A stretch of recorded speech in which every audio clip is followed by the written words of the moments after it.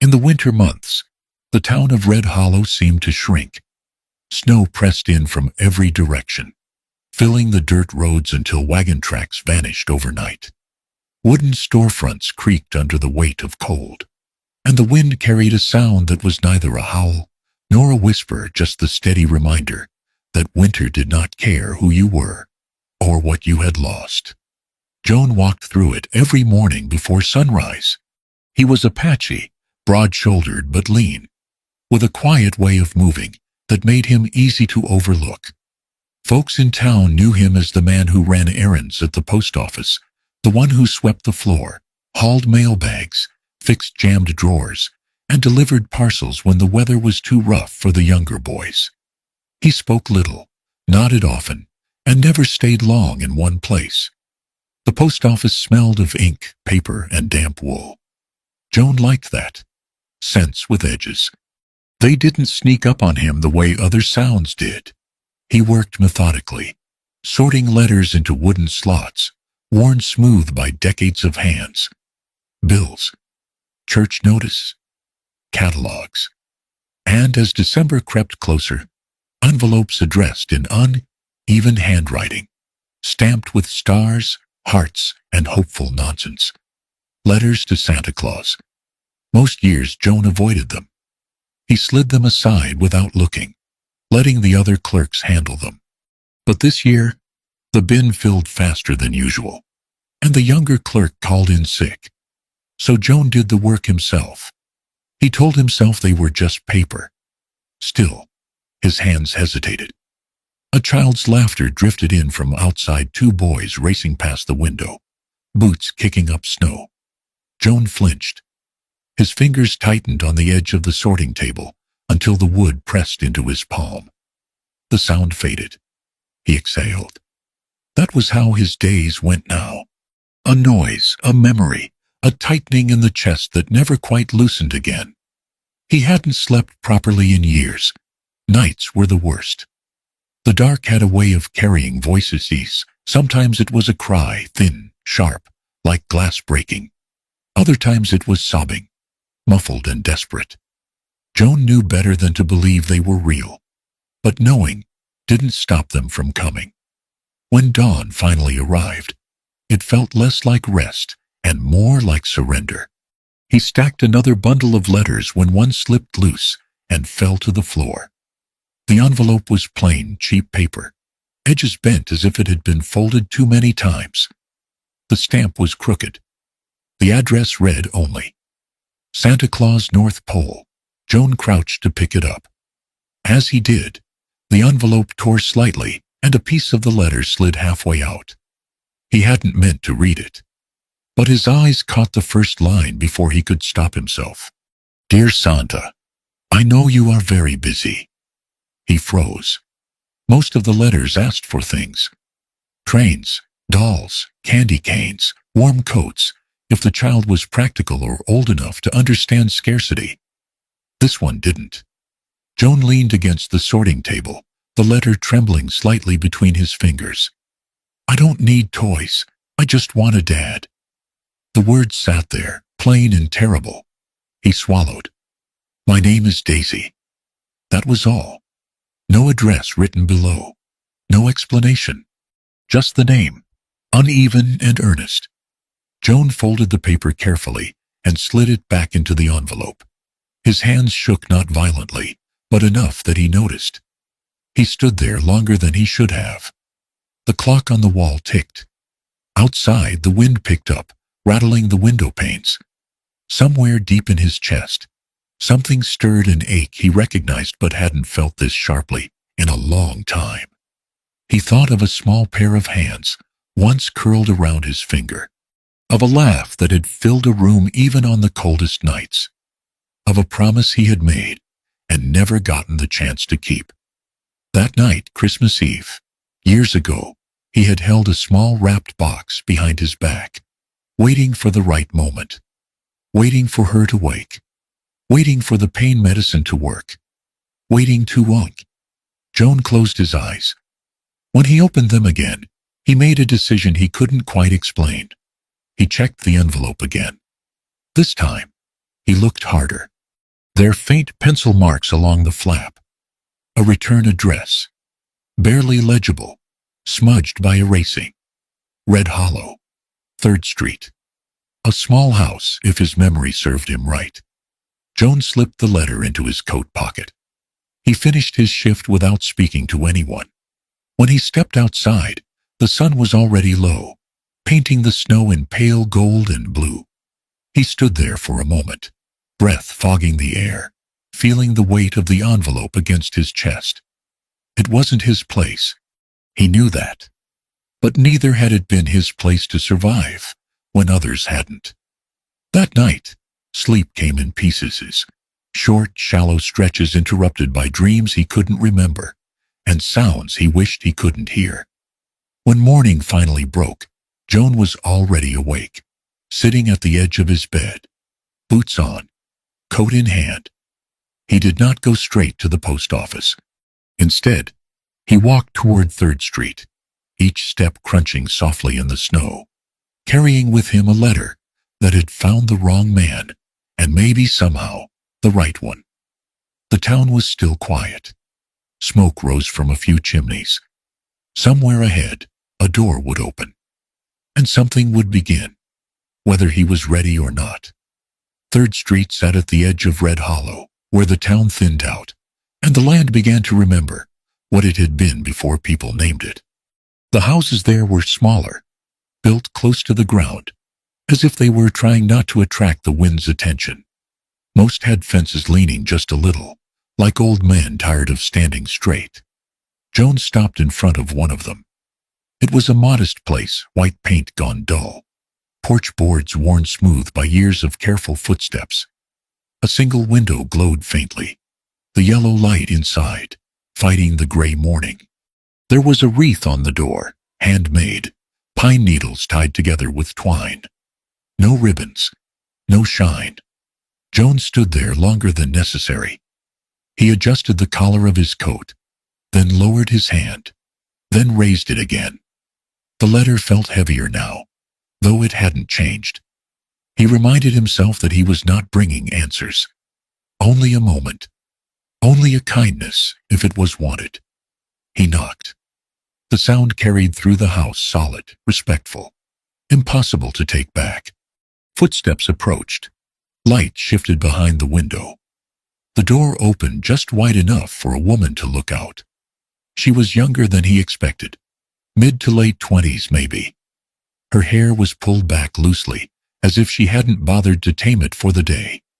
She wore a sweater too thin for the cold, sleeves pushed up, hands red from work or worry or toil.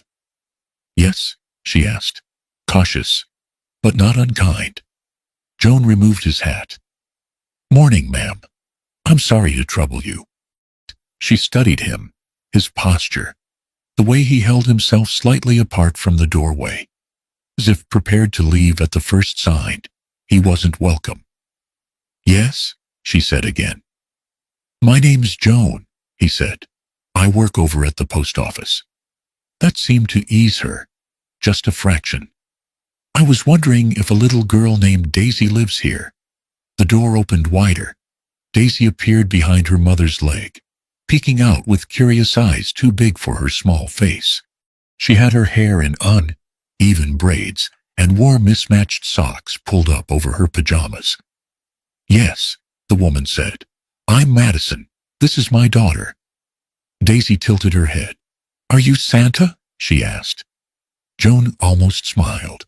"No, miss," he said gently, lowering himself onto one knee so they were eye level.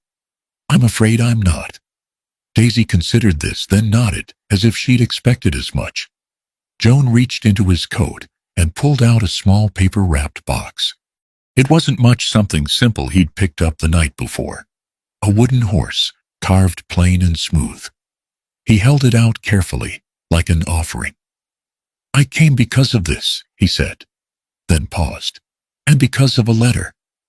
Madison's expression shifted, surprise first, then something tighter. "I'm sorry," Joan added quickly. "I didn't mean to read it." The envelope tore. Madison hesitated, then looked down at her daughter. Daisy's eyes had fixed on the box. Go on, Madison said softly. Joan handed it to her. Daisy took it with both hands, as if it might vanish if she didn't. She unwrapped it slowly, reverently, and gasped. It's a horse, she whispered, like the ones in the stories. She hugged it to her chest. Thank you, she said, then looked up at him seriously.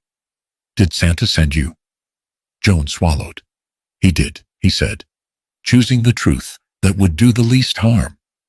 He asked me to make sure you got something special. Daisy beamed. She reached out, and without asking, took Joan's hand. Her grip was warm, confident. Madison watched the exchange, something unreadable passing through her eyes. Joan stood, gently withdrawing his hand after a moment. There's one more thing, he said. In the letter, you asked for something. Madison stiffened, but Daisy nodded eagerly. I asked for a dad, she said matter-of-factly. Santa says he listens better when you write it down. Joan met Madison's gaze. He did not look away.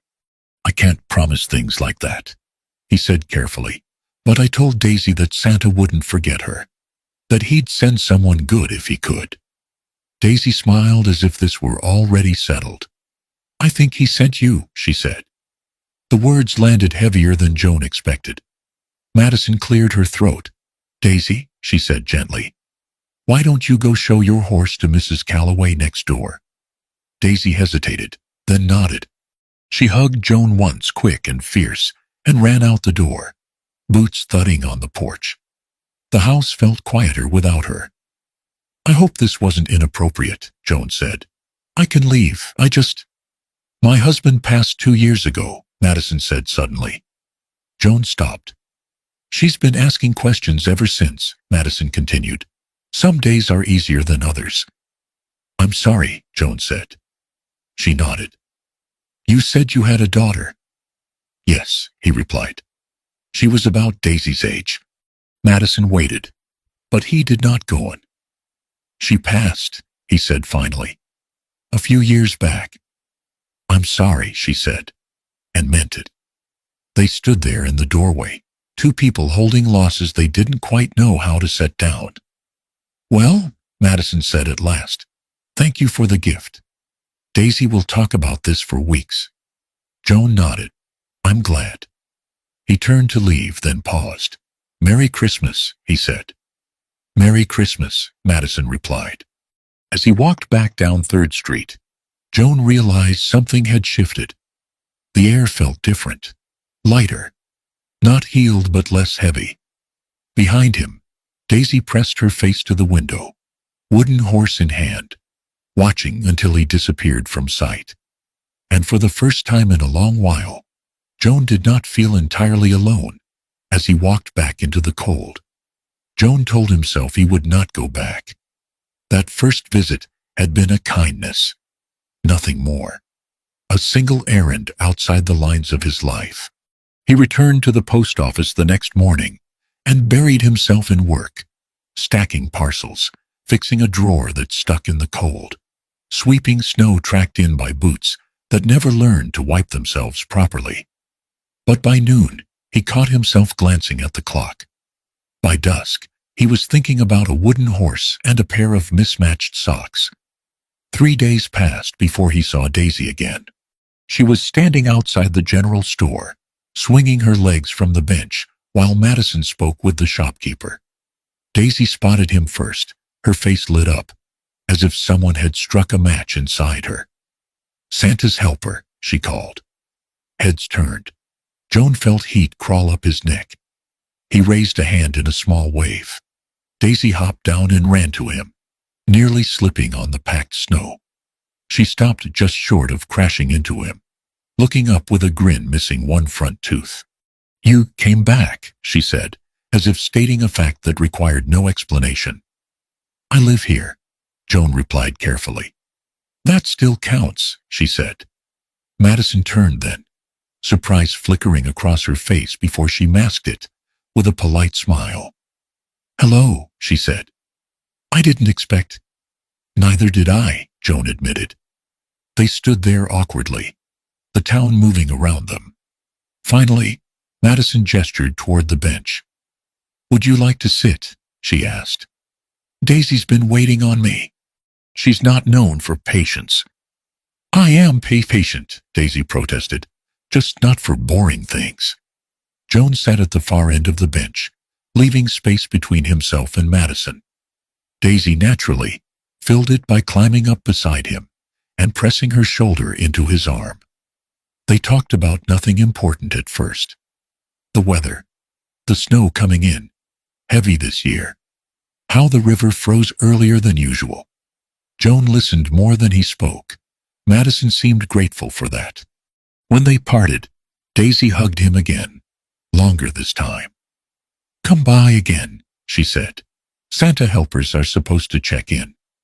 Joan didn't answer, but he did. After that, the meetings happened without names. Sometimes it was at the park, where Joan helped Daisy build lopsided snowmen that leaned like tired drunks. Sometimes it was in Madison's kitchen, where the heat worked only when it felt like it, and the kettle sang louder than necessary. Joan fixed a loose hinge on the back door one afternoon, without being asked. Another time, he shoveled the walk before Madison woke up, leaving before she could thank him. He told himself he was just being useful. But usefulness had never felt like this before. Daisy followed him everywhere when he was there. She asked him questions that had no right answers. Why the sky? The sky changed colors at night. Whether horses dreamed. If people could miss someone so much, they felt it in their bones. Joan answered what he could. When he couldn't, he told her so. At night, he began to sleep in longer stretches. Not whole nights, not yet, but enough to wake without dread sitting on his chest like a weight. The voices came less often. When they did, they were quieter, easier to push aside. Madison noticed. "You look better," she said one afternoon as they stood at the sink, drying dishes side by side, while Daisy colored at the table. "Do I?" Joan asked. "You don't look like you are bracing for something anymore," she said. He considered that. "Maybe I'm just tired." "Maybe," she said, but she didn't sound convinced. Madison was careful with him. Joan could tell. She never asked why he never spoke about his past, never pressed when he went quiet. She had her own silence too, moments when her gaze drifted, when her hand tightened around a mug, as if anchoring herself. Once, Daisy fell asleep with her head against Joan's arm, while he read aloud from a borrowed book. Joan didn't move for nearly an hour. Madison watched from the doorway, her expression caught somewhere between gratitude and fear. That night, after Daisy was put to bed, Madison poured 2 cups of coffee. "I should say something," she said quietly, "before this gets confronting." Joan nodded. "All right." "She's grown attached to you," Madison said. "And so have I." "In a way." Joan's chest tightened. "I don't want to hurt her," Madison continued. "Or you, or myself." "I don't plan on hurting anyone," Joan said. "I know," she replied. "That's what worries me." He didn't have an answer for that. A week later, Daisy slipped and scraped her knee while playing near the creek. It wasn't bad, just blood and tears, but she cried hard, the way children do when pain surprises them. Joan scooped her up without thinking, holding her close, rocking slightly. "It's all right," he murmured. "I've got you." The words came easily. Too easily. Daisy buried her face in his coat and clung to him. "I knew Santa sent you," she whispered. Joan felt something crack inside him, not break, but bend. That night, alone in his small house, he sat at the edge of his bed long after the lamp burned low. He saw Lily's face as she'd been at 7, pale, brave, tired. He heard the echo of her voice, not screaming this time, but laughing. He pressed his palms together, steadying his breath. He understood now what he had been circling. It wasn't that Daisy reminded him of his daughter. It was that she made him want to be a father again. The realization frightened him more than the memories ever had. The next morning, when Daisy ran to him with her arms wide, Joan stepped back before she could reach him. Her smile faltered. Madison noticed. Something had shifted. And whatever this was between them, whatever quiet thing had been growing, it had reached a place where it could no longer remain unmet. Joan's distance did not go unnoticed. Children noticed everything. Daisy noticed first. When she reached for his hand the next time they met, and found only cold air, she stopped short, her fingers curling back into her coat sleeves. She didn't ask why. That made it worse. Madison noticed next. She watched Joan carefully over the following days, the way he stood a little farther away, the way his voice softened, but his presence thinned, like a man stepping back from the edge of a river he knew could sweep him under. She did not confront him at first. Madison had learned, after her husband's death, that pushing only made grief dig in its heels. Some things had to come out on their own time, or not at all. But Daisy grew quieter.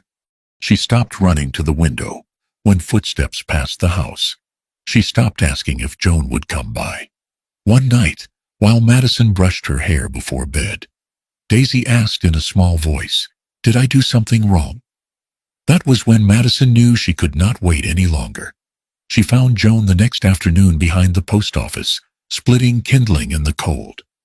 He worked with steady rhythm, breath puffing white, shoulders hunched against more than the weather. "Joan," she called. He stopped mid-swing. "Madison," he said, "I didn't hear you." "I know," she replied. "You weren't listening for anyone." He set the axe down carefully.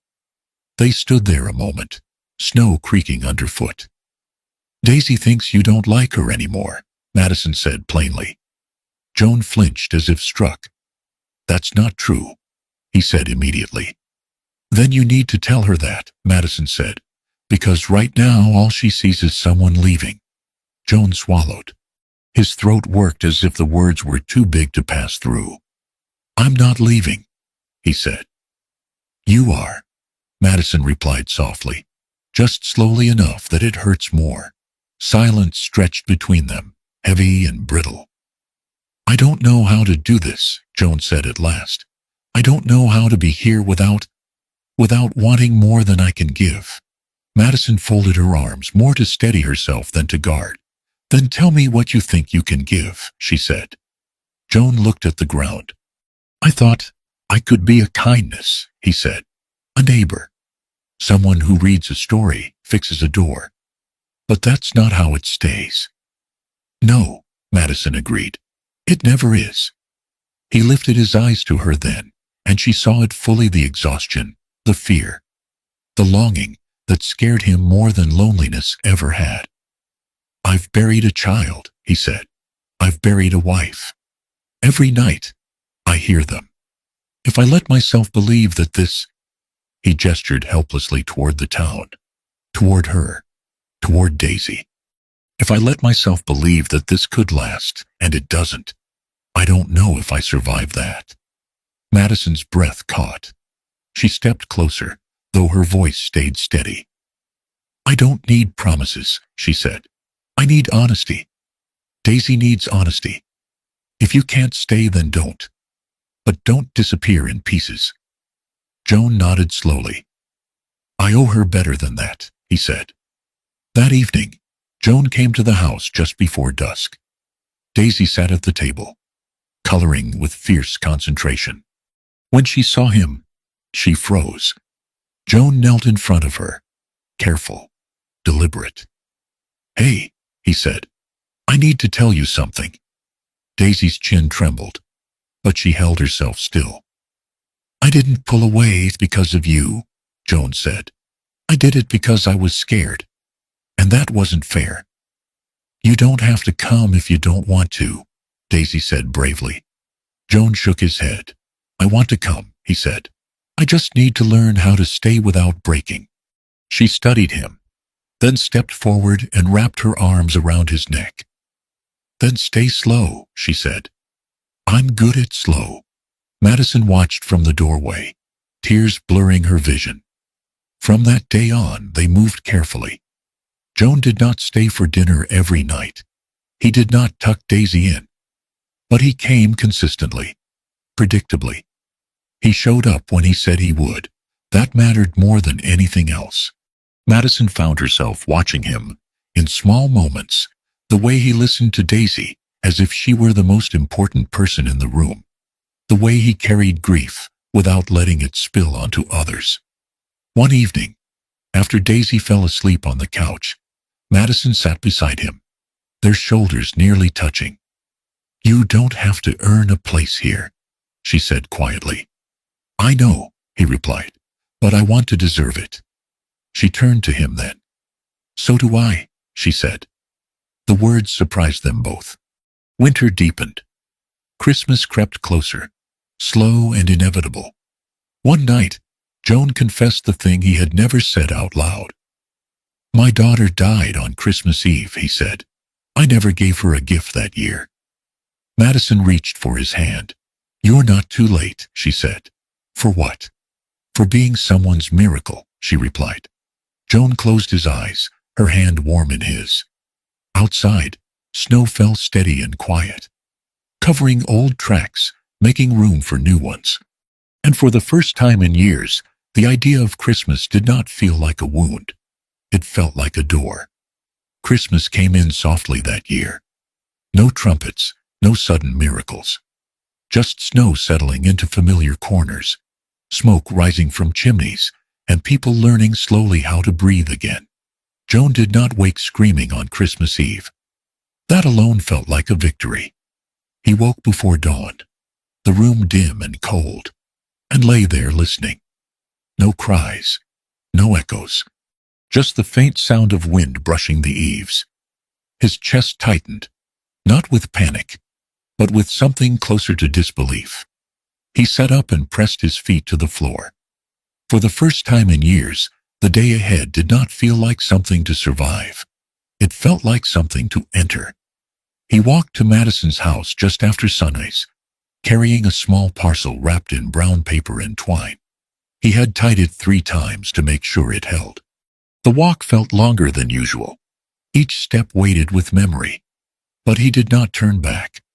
Madison opened the door before he knocked. "I thought you might come early," she said. Daisy appeared behind her, already bundled in a coat too big for her. "You came," Daisy said, bouncing in place.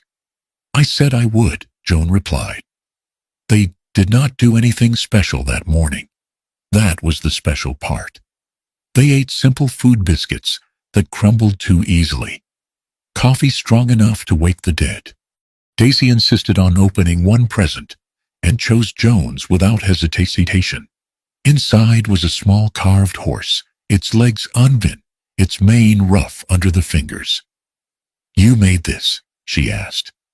Joan nodded. Took a few tries. She hugged it, then hugged him. Madison watched, one hand resting on the counter, her eyes wet but steady. Later, they walked together to the edge of town, where the snow lay clean and unmuched. Joan lifted Daisy onto his shoulders without asking. She laughed, her joy sharp and clear in the cold air. "This is higher than I remembered," she said. Joan smiled. "You're growing." "So are you," she said matter-of-factly. Madison laughed quietly behind them. That night, after Daisy fell asleep clutching her wooden horse, Madison and Joan sat by the fire. "I've been thinking," Madison said carefully.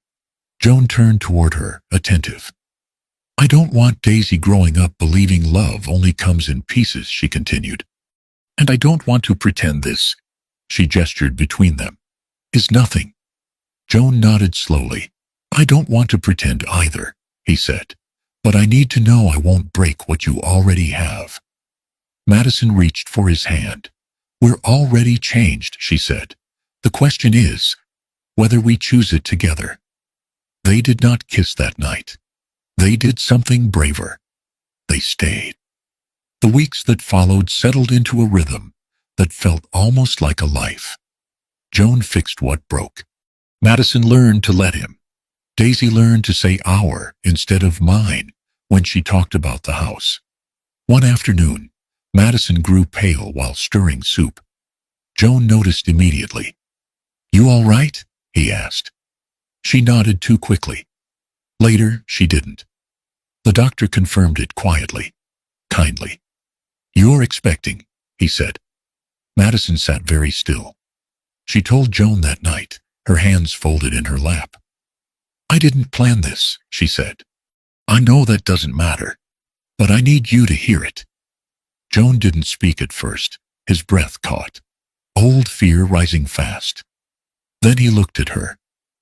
"You're not alone," he said. "Whatever this is, I'm here." Tears spilled down her cheeks. "I'm terrified," she admitted. "So am I," he said. "But I've learned something about fear. It doesn't mean stop. It means go carefully." When Daisy found out, she sat very quietly. "Is it coming to stay?" she asked. Madison knelt in front of her. "Yes," she said, "if all goes well." Daisy considered this. "Okay," she said finally. "I'll teach it things." Spring came early that year. The baby arrived healthy, a girl, small and strong, with a birthmark red as a thumbprint along her forearm. Joan noticed it first. He froze, heart hammering. Madison followed his gaze. "I know," she whispered. They did not say Lily's name out loud then. They didn't have to. Life did not suddenly become easy. There were whispers, sideways looks, long silences from people who didn't understand a native man stepping into a white widow's life, into a child's heart, into a future that didn't fit clean lines. Joan bore it quietly. So did Madison. The summer after the baby's birth, they made a visit Joan had been putting off. They walked together through the small cemetery on the hill, Daisy holding Madison's hand, Joan carrying the baby wrapped against his chest. They stopped at 2 stones, one for Lily, one for the woman Joan had loved first. He stood there a long moment. "I need to introduce you," he said softly. He told them about Madison, about Daisy, about the baby breathing warm against his heart. "I didn't replace you," he said quietly. "I carried you forward." Madison stepped closer. "I promised to take care of him," she said. "And of what you loved." Joan knelt and touched Lily's stone. "Thank you for coming back," he whispered. The wind moved through the grass, gentle as a breath. When they turned to leave, Joan felt something settle in his chest, not an ending, but a joining. The past had not vanished, but it had finally made room. And for the first time in a long while, the future did not feel like something to fear. It felt like home. Time did not rush after that. It moved the way the land did out there, slow, deliberate, shaped by weather and patience rather than desire. Joan learned that healing was not a straight road.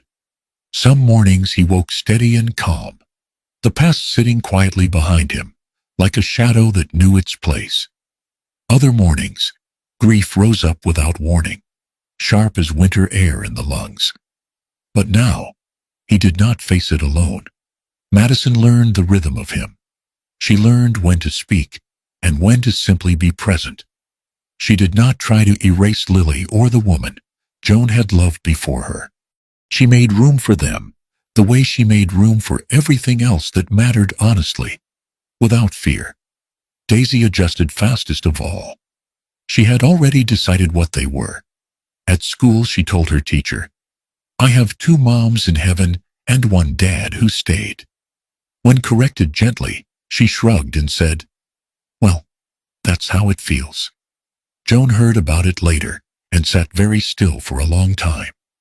The baby, whom they named Clara, grew strong.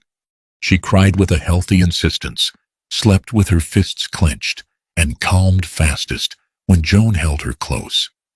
When she was old enough to smile, she smiled at him first. Madison noticed. "She knows," she said once, half joking, half serious. Joan looked down at the infant in his arms, at the red birthmark on her forearm. "Maybe," he replied. Or maybe she just feels safe. Either way, it was enough. They did not marry right away. They chose to live first. They weathered small storms, money worries, whispered judgments, the occasional hard look from someone who thought a native man did not belong where Joan stood. Joan bore those looks with quiet dignity. Madison learned when to step forward and when to let him. One evening, nearly a year after that first Christmas, Daisy asked a question that changed everything. "Why don't you live here all the time?" she asked, sitting cross-legged on the floor. Joan looked at Madison. Madison looked back. "Because we never talked about it," Madison said honestly. Daisy frowned. That seems like a lot of thinking for something so obvious. That night, after the girls were asleep, Joan packed his small house into boxes. He did it carefully, reverently. He kept a few things: a photograph, Lily's old hair ribbon, a chipped mug. The rest he let go. When he carried the last box into Madison's house, he did not feel like a guest. He felt like a man coming home. They married quietly the following spring. No grand ceremony. Just a small gathering beneath cottonwood trees near the river. Joan wore a simple suit. Madison wore a dress that moved softly in the breeze. Daisy walked between them, holding both their hands, serious with importance. Clara slept through the whole thing. When Joan spoke his vows, he did not promise perfection. "I promise to stay," he said, "even when it's hard. Especially when it's hard." Madison's voice trembled when she answered. "I promise to choose you," she said, again and again. That was enough. Years passed.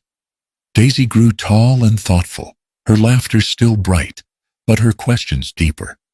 She learned where she came from and where she stood. She learned that families could be built, not just inherited. Clara grew into a quiet child with watchful eyes.